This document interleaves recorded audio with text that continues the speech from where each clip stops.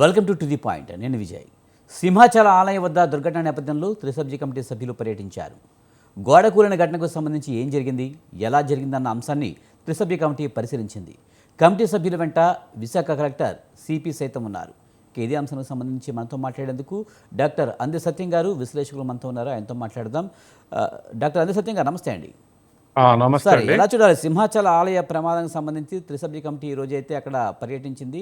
అక్కడ ప్రమాదం జరిగిన ప్రదేశాన్ని అయితే చూసింది. ఇప్పటికైనా కారణాలు బయటపడే అవకాశం కనిపిస్తుందంటారు? ఖచ్చితంగా ఇది నిర్లక్ష్యానికి మరొక సెన్సేషనల్ ఏదైనా సంఘటన జరిగి 7 చనిపోయి ఉంటే అది రాష్ట్ర వ్యాప్తంగా సెన్సేషన్ అయ్యేది, దేశవ్యాప్తంగా కూడా అయ్యేది. కానీ అలా కాకుండా వరుసలో నిలబడ్డ వాళ్ళ మీద గోడగూలి చనిపోవడంతో జనానికి సెన్సేషన్ అనిపించట్లేదు, కానీ వాళ్ళ కుటుంబాలకు, తర్వాత ఆ దేవాలయం గురించి ఆలోచించే వాళ్ళకి మాత్రం ఇది ఖచ్చితంగా సెన్సేషనలే. ఆంధ్రప్రదేశ్లో తిరుపతి తర్వాత ద్వితీయ స్థానం సింహాచలం అందే. అటువంటి దేవాలయంలో ఇంత నిర్లక్ష్యానికి కారణం ఏమిటో తేల్చాల్సినటువంటి అవసరం ఉంది. క్వాలిటీ దెబ్బతిన్నదా, లేకపోతే దాని వాడకం ఇమీడియట్గా వాడటం వల్ల కూలిపోయిందా, లేదా మరి వివరణ ఏమో వర్షం వల్ల కూలిపోయింది అంటున్నారు. వర్షం వల్ల కూలిపోయి లేదా గాలిదుమ్ము వల్ల కూలిపోవడం అనేది గోడలకు సహజంగా వర్తించదు. చెట్లు కూలిపోయినాయి, కరెంటు స్తంభాలు కూలిపోయినాయి అని ఇటువంటివి చెప్తాం తప్ప కొత్తగా కట్టిన గోడలు కూలిపోయినాయని ఎక్కడ చెప్పం. కాబట్టి ఖచ్చితంగా దాంట్లో ఎవరైతే అకౌంటబుల్లో వాళ్ళని బయటకు తీసి వాళ్ళ మీద యాక్షన్ పూనుకోవాల్సినటువంటి అవసరం ఉంది. భక్తులను వస్తే చావడం అనేటువంటిది జవాబుగా మారినటువంటి స్థితి ఇది. కాబట్టి ఇటువంటి విషయాల్లో మరి ఖచ్చితంగా మరి పార్థసారథి రాజకీయం చేయొద్దు అని చెప్పేసి విజ్ఞప్తి చేశారు. వైసీపీ వాళ్ళు పాలిటిసైజ్ చేస్తున్నటువంటి ఆరోపణలు ఉన్నాయి. ఏదేమైనా ప్రాణం పోయిందట ఒకటి నిజం, గోడ కూలింది రెండో నిజం. కాబట్టి ఈ రెండుని కాదనలేరు ఏ రాజకీయ పార్టీ కూడా. కాబట్టి ఇది ఎందుకు జరిగిందో మరి త్రిసభ్య కమిటీ వాళ్ళ అబ్జర్వేషన్లు ఏం తేలుస్తుందో తేల్చి బయటపడాల్సిన దానికి అకౌంటబుల్ ఎవరో వాళ్ళని శిక్షించాల్సినటువంటి అవసరం ఉంది. 7 నిండి ప్రాణాలు పోవటం అంటే మామూలు విషయం కాదు. కాబట్టి అందులో భక్తితోటి వచ్చినటువంటి వాళ్ళ మీద కూలిపోయింది, ఎక్కడో ఇంకొక సంఘటనలో కాదు. కాబట్టి ఖచ్చితంగా ప్రభుత్వం దీన్ని తేలిస్తే ప్రజలకు నమ్మకం ఏర్పడుతుంది. దేవాలయాల దగ్గర ఏదో ఒక సంఘటన, ఇటువంటి సంఘటనలు జరిగితే భక్తులకు కాస్త నిరాసక్తత వస్తుంది. దేవాలయం అన్నిటికన్నా పవిత్రం దేవాలయమే. దేవాలయం సందర్శించుకుంటే మనశ్శాంతి ఉంటుంది, కలిసి వస్తుంది అనేటువంటి ఒక నమ్మకాలతో వచ్చినటువంటి ప్రజలకు ఇది ఒక డిజాస్టరస్. కాబట్టి ఈ విషయంలో తేలిస్తే ప్రజలకు దేవాలయం మీద, తర్వాత మేనేజ్మెంట్ నమ్మకం కలిగే అవకాశం ఉంది. దేవాలయం నమ్మకం ఉన్న మేనేజ్మెంట్ నమ్మకం లేకపోతే ప్రజలు సందర్శించుకునే అవకాశం లేదు. కాబట్టి ఈ ఆస్పెక్ట్లో నాన్ పొలిటికల్గా తీసుకొని దీన్ని తేల్చాల్సినటువంటి అవసరం అయితే ఉంది. సార్, మన తిరుమల ఘటన తర్వాత సింహాచలం ఘటన, ముఖ్యంగా గుడికి వెళ్ళాలంటేనే భక్తులు భయపడాల్సిన పరిస్థితి. ముఖ్యంగా భద్రత విషయంలో అధికారులు ఫెయిల్ అవుతున్నారు అని తెలిసిన ప్రభుత్వం ఎందుకు చర్యలు తీసుకోలేకపోతుంది? ఒక ఘటన జరిగిన తర్వాతైనా సరే కళ్ళు తెరుచుకోవాలి కదా. కానీ ఇది ఖచ్చితంగా ప్రభుత్వ నిర్లక్ష్యమని ప్రతిపక్షాలు ఆరోపిస్తున్నాయి. కానీ ప్రభుత్వం ఏంటంటే ఇది ప్రమాదంగా చూడాలని చెప్తుంది. ఎలా చూడాలి సార్? ఇప్పుడు సీరియస్ మానిటరింగ్ ఉండాలండి. దేవాలయాలకు ఎవరో కమిషనర్ ఉంటాడు, కమిషనర్ కిందలో గొప్ప చెప్పేసి మానిటరింగ్ మానేస్తే ఇటువంటి జరిగే అవకాశం ఉంది. తిరుపతిలో అది తిరుపతిలో తొక్కిసలాట కూడా మామూలు విషయం కాదు. అది మేనేజ్మెంట్ లోపమే, ప్రకృతి లోపం కాదు అది. అటువంటి దాన్ని ఎట్లా రాజకీయం చేస్తారు అంటారు? హ్యూమన్ మేనేజ్మెంట్ అది. కాబట్టి వాళ్ళకి అంచనా ఉంటుంది, భక్తులు ఎంతమంది వస్తారు, గేటు తెరిస్తే ఎంతమంది జ్వరపడతారు, ఎంత కంట్రోల్ ఉంటుంది, ఎంత పర్సనల్ ఉంటుంది, కంట్రోల్ పర్సనల్ ఎంత ఉంది, ఇవన్నీ వాళ్ళకి అవగాహన ఉంటుంది. అవగాహన ఉండి కూడా ఏదో తదేకంగా డ్యూటీలు చేస్తే ఇట్లనే అయింది. అట్లాగే వాళ్ళ గోడ పెట్టారు, ఆ గోడ యొక్క క్వాలిటీ ఎంతో చూడాలి కదా. ఆ గోడ పక్కన నిలబడ్డ వాళ్ళ మీద కూలింది అది. కాబట్టి ఇవాళ ఉన్నటువంటి పరిస్థితుల్లో ఇవి రెండు కూడా ఖచ్చితంగా మానవ తప్పిదాలే, ప్రకృతి కాదు. ప్రకృతి మీద దోసేసి తప్పించుకోవాలంటే కుదరదు.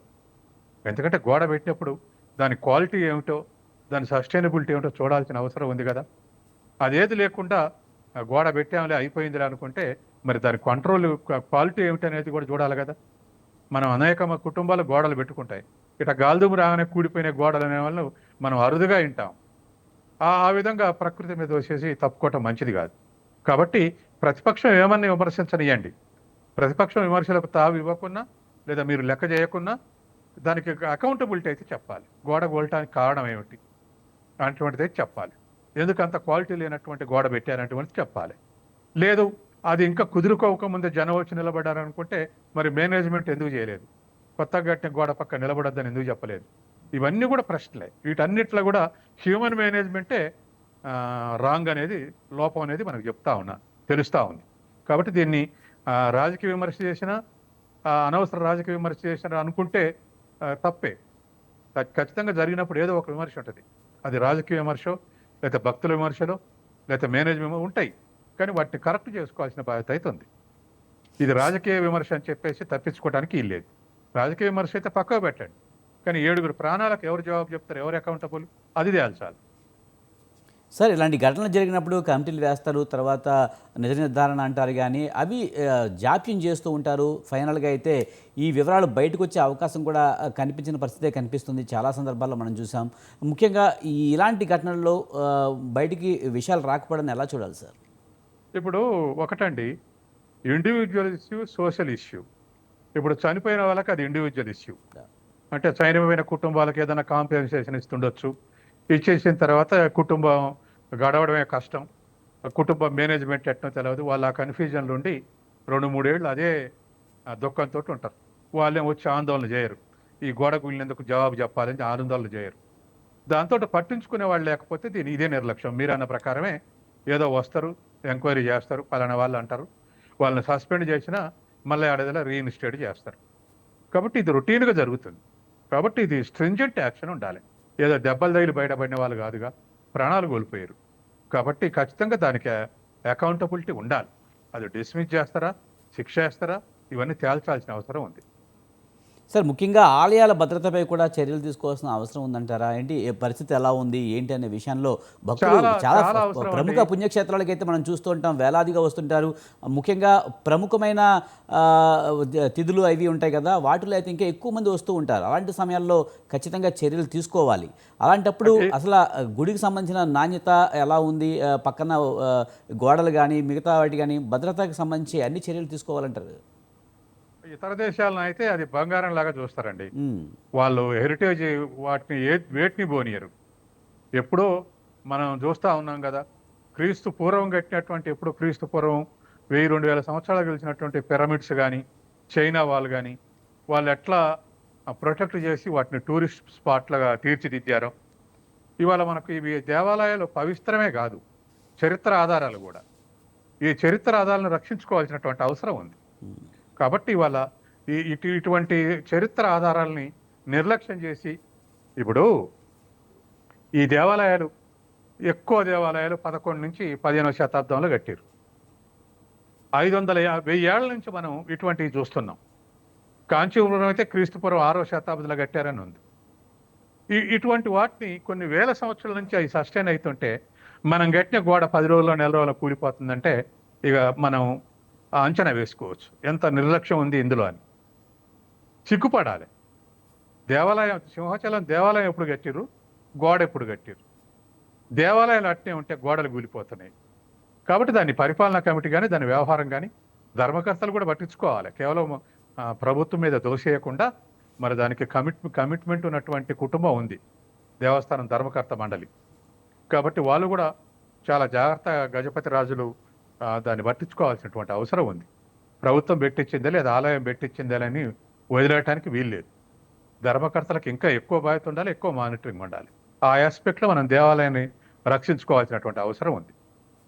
రైట్ సార్, మరింత విశ్లేషణ చూసే ముందు మన ఒక లిక్కర్ స్కామ్ కేసులో జోరు పెంచింది సిట్. ఈ కేసులో అరెస్ట్ అయిన A1 కేసిరెడ్డి రాజశేఖర రెడ్డి, A8 చాణక్య ఆస్తుల వివరాలను సిట్ అధికారులు సేకరిస్తున్నారు.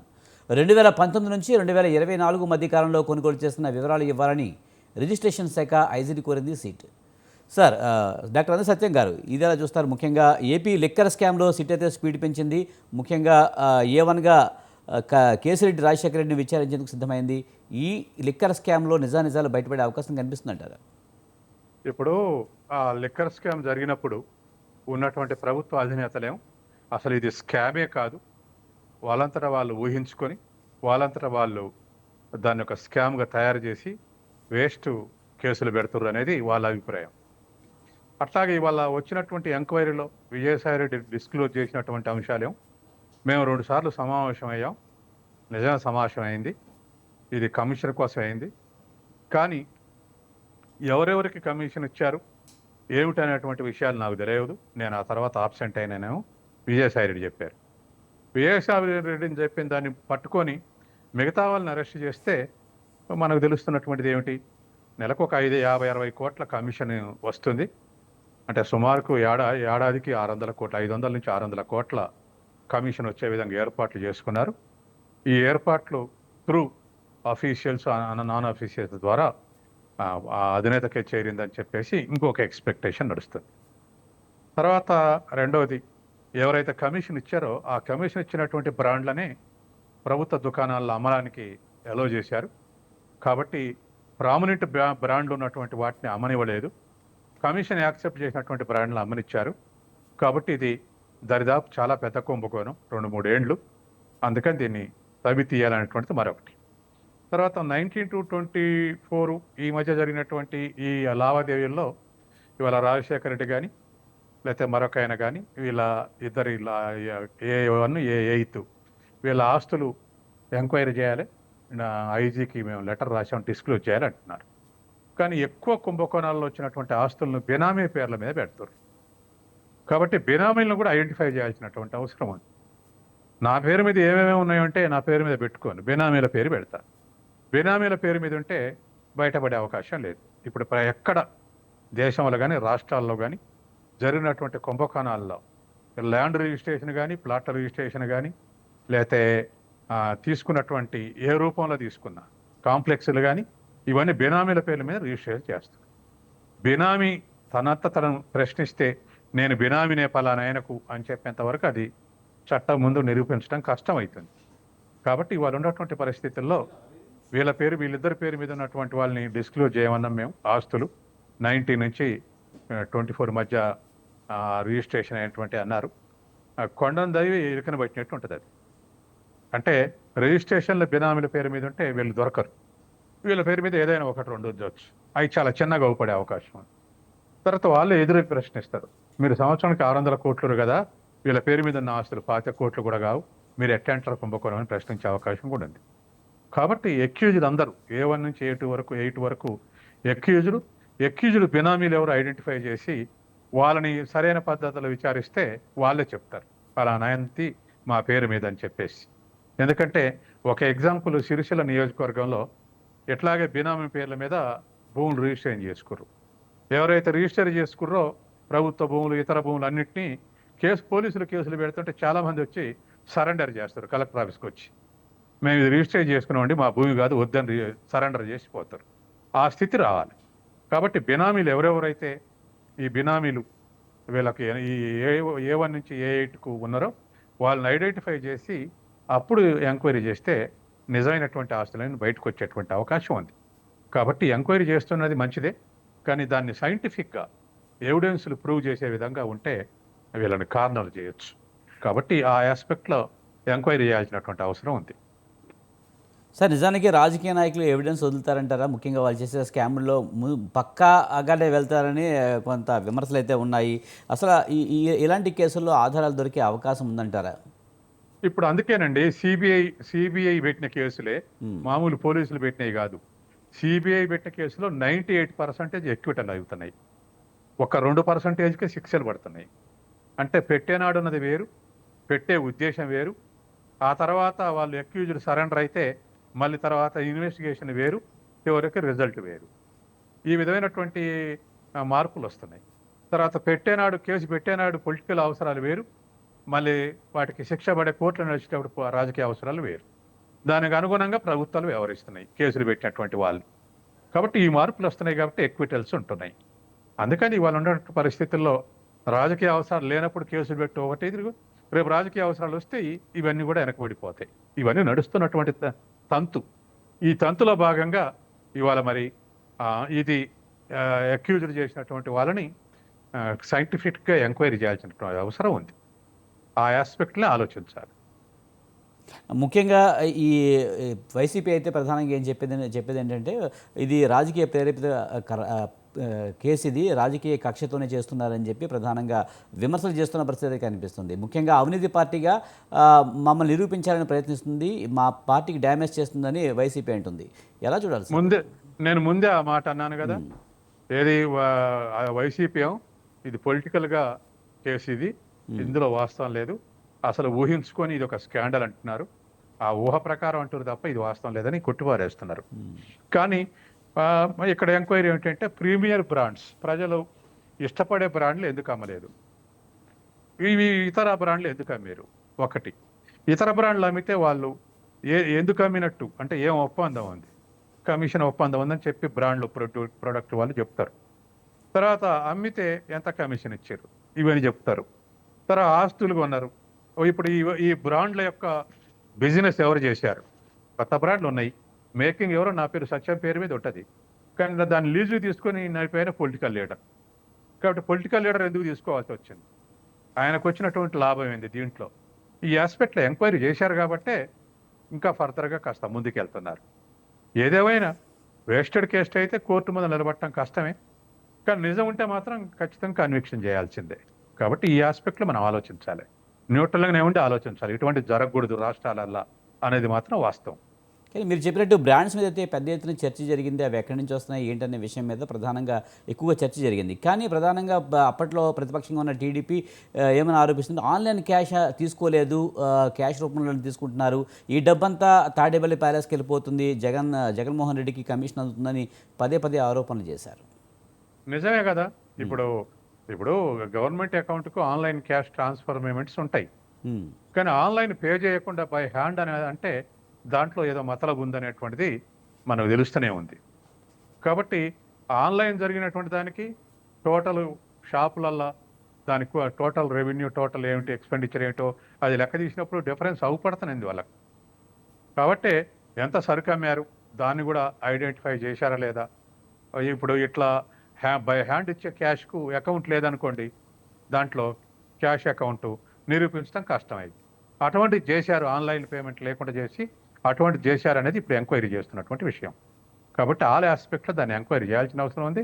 రాష్ట్రాల్లో జరగకూడదు, ఎందుకంటే ఇవాళ అన్ని రాష్ట్రాల్లో కూడా ప్రధానమైనటువంటి రాబడి ఎక్సైజ్ డ్యూటీది, ఎక్సైజ్ పన్నే. కాబట్టి ఇటువంటి పన్ను కూడా తూట్లు పడిస్తే మరి గవర్నమెంట్ రాబడి ఏమవుతుంది? ఇదే నిజమైతే మరి ఆ 5 ఏళ్లకు సంవత్సరానికి 600 కోట్లు అంటే 5 ఏళ్లకు 3000 కోట్లు, ఇది ప్రధానమైనటువంటి ద్రోహమే కదా. వాస్తవానికి మనం చెప్పాలంటే మరి బోఫోర్స్ కుంభకోణం యొక్క టోటల్ వాల్యూ అంతా చివరికి తెరిచింది 64 కోట్లు. 64 కోట్ల బోఫోర్స్ కుంభకోణం జనంలో పోతే ప్రభుత్వమే కూలిపోయింది. ఇన్ని వందల వేల కోట్లు ఇట్లా దుర్వినియోగం చేస్తారు. మన ఢిల్లీ కుంభకోణం అయినా, ఇవాళ ఆంధ్రప్రదేశ్ కుంభకోణం అయినా ఎక్సైజ్ పెరిగి ఇటువంటివి చేస్తూ ఉన్నారు. కాబట్టి వీటిని ఖచ్చితంగా ఆ విషయాల్లో అటువంటిది మళ్ళీ రిపీట్ కాకుండా ఉండటానికి ఇది కరెక్ట్ ఎంక్వైరీ, సైంటిఫిక్ ఎంక్వైరీ చేసి కన్విక్షన్ చేయాల్సినటువంటి అవసరం ఉంది. రైట్ సార్, మరో అంశాన్ని చూద్దాం. ఏపీ విభజన చట్టంలో చెప్పినట్లుగా తెలుగు రాష్ట్రాల్లో అసెంబ్లీ సీట్లు పెంచేలా కేంద్రానికి ఉత్తర్వులు జారీ చేయాలని కోరుతూ దాఖలైన కేసులో తీర్పును రిజర్వ్ చేసింది సుప్రీంకోర్టు. దీనిపై విచారణ జరిపిన justice Suryakant, justice N Koteswara సింగ్లతో కూడిన ధర్మాసనం తదుపరి ఉత్తర్వులు జారీ చేస్తామని వెల్లడించింది. సార్, ఈ అంశాన్ని ఎలా చూస్తారు? ఏపీ విభజన చట్టంలో తెలుగు రాష్ట్రాల్లో అసెంబ్లీ సీట్లు పెరిగే అవకాశం ఉందంటారు? మనకి విభజన చట్టంలో విభజిస్తాం ముందు అని చెప్పేసి ఆనాడు అన్నారు. అది 26 కల్లా విభజిస్తారని ఒక ఎక్స్పెక్టేషన్ నడిచింది. ఎన్నికలు అయిపోయినాయి ఇప్పుడు. కాబట్టి మళ్ళీ ఎన్నికల నాటికైనా విభజించాలనేది ప్రధానమైన అన్ని పక్షాలు కూడా సపోర్ట్ చేస్తున్నాయి విభజించాలనే దానికి. ఎందుకంటే కొన్ని నియోజకవర్గాల్లో 3 లక్షల ఓట్లున్నా 3.5 లక్షల ఓట్లు కూడా ఉన్నాయి. తర్వాత కొన్ని నియోజకవర్గాల్లో అసలు సైంటిఫిక్గా లేక 30% పోలింగ్ జరుగుతుంది మలక్పేట లాంటి నియోజకవర్గంలో. కాబట్టి 2 రాష్ట్రాల్లో కూడా విభజించడం అనేది కరెక్టు. ఎందుకంటే ప్రజల యొక్క పాత్ర ఇంకెక్కువ ఉంటుంది, ఎక్కువ మంది ఎమ్మెల్యేలు ఉంటే ఎక్కువ పాత్ర ఉంటుంది. కాబట్టి విభజించడం అనేది సైంటిఫిక్. అట్లాగే విభజన నాడు కూడా విభజిస్తాం అన్నది కూడా కరెక్టే. కానీ విభజించే వరకల్లా, ఆచరణ వచ్చే వరకల్లా ఏ ప్రాతిపదికల జనాభా లెక్కలు తీసుకోవాలి అనేటువంటిది 2011 జనాభా లెక్కలే అవైలబుల్ ఉన్నాయి. మిగతా 21లో లేదా 20లో చేద్దామంటే కరోనా వచ్చింది, వాయిదా పడ్డాయి. ఇప్పుడు చేస్తాం అంటున్నారు. రేపు కేంద్ర ప్రభుత్వం నిన్న ప్రకటించింది కదా, నెక్స్ట్ జనాభా లెక్కల జనాభాతో పాటు కులగణ జనాన్ని కూడా చేస్తున్నది. కాబట్టి 25-26లో ఈ జనాభా లెక్క తేలితే ఖచ్చితంగా 29లో విభజించే అవకాశం ఉంది మళ్ళీ వచ్చే ఎలక్షన్లో. కాబట్టి విభజించడం అనేది కరెక్ట్. తర్వాత ప్రత్యక్షంగా ఎమ్మెల్యేలకు జనంతో కాంటాక్ట్ ఉన్నా, జనాలకి ఎమ్మెల్యేతోటి కాంటాక్ట్ ఉన్న నియోజకవర్గాల సైజు తగ్గి జనాభా సైజు తగ్గితేనే ప్రత్యక్షంగా ప్రజల యొక్క పాత్ర పెరుగుతుంది, ఎమ్మెల్యేల పాత్ర పెరుగుతుంది. కాబట్టి విభజించడాన్ని ఎవరు వ్యతిరేకించట్లేదు. కాబట్టి ఆ విభజన సైంటిఫిక్గా జరగాల్సినటువంటి అవసరం ఉంది. దానికి ముందు జనాభా లెక్కలు కావాలి. జనాభా లెక్కలు వెళ్తే కానీ ఓటర్ల లెక్కలు తేరదు. కాబట్టి ఈ విధమైనటువంటి లెక్క ఇప్పుడు గతంలో ఉన్నటువంటి పాత లెక్కలన్నీ కూడా మనకు అవుట్డేటెడ్ లెక్కలే. కాబట్టి రేపు జనాభా లెక్కలు చేసేటప్పుడు కులజనని ప్రకటించింది కాబట్టి ఎట్లాగ జనాభా లెక్కలు చేయబోతున్నారనే అంశం తేలుతుంది. ఇప్పుడు ఎట్లాగ 2 అసెంబ్లీల వయసు, దానికి ఒక ఆంధ్ర అసెంబ్లీకి ఇంకా 4 ఏళ్ళు ఉంది, తెలంగాణ అసెంబ్లీకి ఇంకో 3.5 ఏళ్ళు ఉంది. ఇవిగాక ఏదో జేబులు అనేటువంటి ఎక్స్పెక్టేషన్ కూడా నడుస్తుంది. కాబట్టి ఏదేమైనా ఈలోపు ఇవన్నీ కూడా సైంటిఫిక్గా విభజిస్తే ఖచ్చితంగా 2 రాష్ట్రాల అవసరాలు తీరుతాయి. తర్వాత రిప్రజెంటేషన్ పెరుగుతుంది. ప్రత్యక్షంగా ప్రభుత్వం అందుబాటులోకి ఇంకెక్కువ అందుబాటులో ఉండేటువంటి అవకాశం ఉంది. సార్, ఒకవేళ అసెంబ్లీ సీట్లు పెరిగితే ఏపీ తెలంగాణలో ఎన్ని సీట్ల వరకు పెరిగే అవకాశం ఉందంటారు? ప్రధానంగా అసెంబ్లీ సీట్లు పెరిగితే కలిగే ప్రయోజనాలు ఏంటి? గతంలో అనుకున్నారు కదా, ఆంధ్రాలో ఏదో 200 పైన పెరుగుతాయి, తెలంగాణలో 170 వరకు పెరుగుతాయని. సరే, ఏదో ఆ లెక్క ఉంది. ఇప్పుడు ఆ లెక్క ఎన్ని పెరుగుతాయి అనేటువంటిది తర్వాత. కానీ సైంటిఫిక్ ఉండాలి. అంటే నియోజకవర్గాల విభజన సైంటిఫిక్ ఉండాలి, పొలిటికల్గా ఉండకూడదు. అంటే ఆ పలానా దగ్గర వైసీపీ ఎక్కువ ఓట్లున్నాయి, దాన్ని 2గా చీలుద్దాం, లేదా పలానా దగ్గర తెలుగుదేశం ఉంది, దాన్ని 2గా చీలుద్దాం, ఆ నియోజకవర్గం 2గా చీల్చి ఒక మండల యువతలు కలిపితే వాళ్ళు గెలవరు. ఇటువంటి గతంలో విభజించిన నాడు, పునర్వ్యవస్థీకరించిన నాడు సీట్లు పెరగకుండా అటువంటి పునర్వ్యవస్థీకరణ చేసి అది పొలిటికల్ ఆస్పెక్ట్లో చేశారు. చేస్తే ఇప్పుడు ఏమైంది? ఉదాహరణకు ఖమ్మం జిల్లాలో ఇక్కడ నల్లగొండ జిల్లా ఒడ్డునటువంటి ముదిగొండ తీసుకుపోయి మధిర నియోజకవర్గంలో మధ్య ఈ ఖమ్మం వైపు నుంచి పోయే నది పోతుంది మధ్యలో నుంచి. జనం అవతలకి తిరిగే స్కోప్ కూడా లేదు. అంటే మధిర వాళ్ళు ఖమ్మం పోయి ఖమ్మం నుంచి ముదిగొండ, లేదా ముదిగొండ వాళ్ళు ఖమ్మం పోయి ఖమ్మం నుంచి మధిర పోవాల్సి వస్తుంది. ఇది పొలిటికల్గా జరిగినటువంటి విభజన. ముదిగొండని తీసుకుపోయి మధిరలో కలపాలనే ఉద్దేశంతో చేసినటువంటి పాలేరు నుంచి తీసిపోయి కలపాలి. ఇటువంటివి ఉండకూడదు. ఇటువంటివి ఉంటే ఖచ్చితంగా అది అన్సైంటిఫిక్ డివిజన్ అయింది. కాబట్టి ఆ మొదటి క్రైటీరియా భౌగోళికంగా తీసుకోవాలి. గతంలో తీసుకునే భౌగోళికంగా మంచిగా రాష్ట్రాల విభజన మధ్య నదులు ఉన్నాయి, తర్వాత అట్లా నియోజకవర్గాల మధ్య నదులు ఉన్నాయి, జియోగ్రఫికల్ తీసుకున్నారు వాళ్ళు. అట్లా తీసుకోవాలి తప్ప పొలిటికల్గా ఆలోచించకూడదు. అందుకని మొదటి ప్రాతిపదిక భౌగోళికంగా తీసుకోవటమే కరెక్ట్. రెండోది ప్రాతిపదిక జనాభాని బట్టి సంఖ్య పెరుగుద్ది, అది రెండోది. మూడోది ఓటర్ల క్రైటీరియా కూడా విభజిస్తే సుమారు అన్ని నియోజకవర్గాల ఓటర్లు సమానంగా ఉండేటట్టు చూసుకోవాలి. నాలుగోది ప్రజలకు ఇబ్బంది ఉండొద్దు, అంటే ఒక నియోజకవర్గ కేంద్రానికి పోవడానికి ఇబ్బంది ఉండొద్దు. తర్వాత పొలిటికల్ యూనిట్, అడ్మినిస్ట్రేటివ్ యూనిట్ ఒక తీరుగానే ఉండాలి. అడ్మినిస్ట్రేటివ్ యూనిట్ ఒక తీరుగా, ఒక మండలంలో ఒక ప్రాంతం ఒక నియోజకవర్గాలు, ఇంకో ప్రాంతంలో ఒక నియోజకవర్గాలు ఉండకూడదు. కాబట్టి ఇటువంటివన్నీ గమనంలో తీసుకొని విభజిస్తే ప్రజలకు సౌకర్యంగా ఉంటుంది. అలా సౌకర్యంగా ఉండేటట్టు చూడాలి తప్ప ఇతర అసౌకర్యాలు ఉంటే కష్టమైంది. సార్, అసెంబ్లీ సీట్లు పెరిగితే ఎంపీ సీట్లు కూడా పెరిగే అవకాశం ఉందంటారా? అసెంబ్లీకి ఎంపీలకు సంబంధం లేదు. అందుకని ఎంపీ మరి ఓటర్లను బట్టి జనాభాని బట్టి విభజిస్తారు అంటున్నారు. దానికి ప్రాతిపదిక జనాభా పెరుగుదల అంటున్నారు. అంటే సౌత్ ఇండియా నుంచి Kerala population growth rate is less than 0.5 and other Tamil Nadu growth rate is less than 1, Andhra Pradesh growth rate is around 1, Telangana also same, Karnataka same. కాబట్టి జనాభాని సక్సెస్ఫుల్గా అరిగడితే సౌత్ ఇండియా చదువుకున్న రాష్ట్రాలు, చైతన్యం ఉన్న రాష్ట్రాలు కాబట్టి ఇవేం జనాభా తగ్గిపోయింది. నార్త్ ఇండియాలో ఉన్నటువంటి ముఖ్యంగా బీమారో స్టేట్స్ అని పిలుస్తారు సోషల్ సైంటిస్టులు, సాంఘికవేత్తలు. బీమారో స్టేట్స్ అంటే బీహారు, మధ్యప్రదేశ్, రాజస్థాన్, ఒరిస్సా. ఈ రాష్ట్రాలని బీమారో స్టేట్స్ అని పేరు పెట్టారు ఎకనమిస్టులు. అంటే అమాయకత్వం ఉన్న రాష్ట్రాలు, మూఢనమ్మకాలు ఎక్కువ ఉన్న రాష్ట్రాలు, లిటరసీ తక్కువ ఉన్న రాష్ట్రాలు. ఆ రాష్ట్రాల్లో జనాభా గతంలో అయితే 2.5% హైయెస్ట్ గరిష్టంగా పెరిగింది. చర్యలు తీసుకున్నాక కూడా, కుటుంబ నియంత్రణ ప్రచారం చేసినాక కూడా 2% చొప్పున పెరిగింది. 2% చొప్పున మూర్ఖత్వంతో జనాభా పెరిగిన రాష్ట్రాలకు ఎక్కువ సీట్లు ఇచ్చి చైతన్యం ప్రదర్శించి ప్రభుత్వం ఇచ్చిన టార్గెట్ను పూర్తి చేసినటువంటి రాష్ట్రాలకు అన్యాయం చేస్తామంటే ఎట్లా? కాబట్టి దీనికి ఒక ఈక్వేషన్ ఎలివేట్ చేయాల్సినటువంటి అవసరం ఉంది. ఆ ఎలివేషను మరి ఆర్థిక కాంట్రిబ్యూషన్, పర్ క్యాపిటల్ ఇన్కమ్, దేశానికి జీడిపిలో కాంట్రిబ్యూట్ చేస్తున్నటువంటి జిఎస్టిపి వాటా ఎంత, ఇటువంటివన్నీ కూడా గమనంలో తీసుకోవాలి. లేదా స్టేట్ని యూనిట్ తీసుకొని ఇతర రాష్ట్రాల్లో సపోజ్ బీహార్లో 82, అది మన ఉత్తరప్రదేశ్లో 84 సీట్లు ఉన్నాయి అనుకుందాం. పాత రోజుల్లాగా 84 సీట్లకు 10% పెరిగితే దరిదాపు ఒక 8 సీట్లు పెరుగుతాయి. అట్లాగే ఆంధ్ర తెలంగాణ కలిపి చూస్తే 42 కూడా 10% పెరగాలి. అంటే అక్కడ 2 ఇక్కడ 2 పెరగాలి. ఆ ఆస్పెక్ట్లో రాష్ట్రాల వారీగా క్రైటీరియా తీసుకుంటే ఈ విధంగా ఉండాలి. ఎందుకంటే మరి ఎంపీ సీట్లు ఇప్పుడు కూడా అన్ని చోట్ల ఓటర్లు సమానంగా లేరు. అర్బన్లో ఎక్కువ ఉన్నారు, రూరల్లో తక్కువ ఉన్నారు. అయినా ఎంపీ సీట్గా కన్సిడర్ చేస్తున్నాం కదా. కాబట్టి ఆ తేడా ఉంటే ఉండొచ్చు కొద్ది గొప్ప. కానీ ఒక రాష్ట్రంలో ఏ నిష్పత్తి పెరిగిందో రెండో రాష్ట్రంలో కూడా అదే నిష్పత్తిలో సీట్లు పెరగాలి. అది అది అది గమనంలో ఉంచుకొని విభజన చేస్తే సైంటిఫిక్గా ఉండే అవకాశం ఉంది. Right sir, thank you doctor అందరి సత్యం గారు. వివిధ అంశాలపై చక్కని విశ్లేషణ అందించారు. Thank you very much. ఇది ఇవాల్టి టు ది పాయింట్. చూస్తూనే ఉండండి స్వతంత్ర.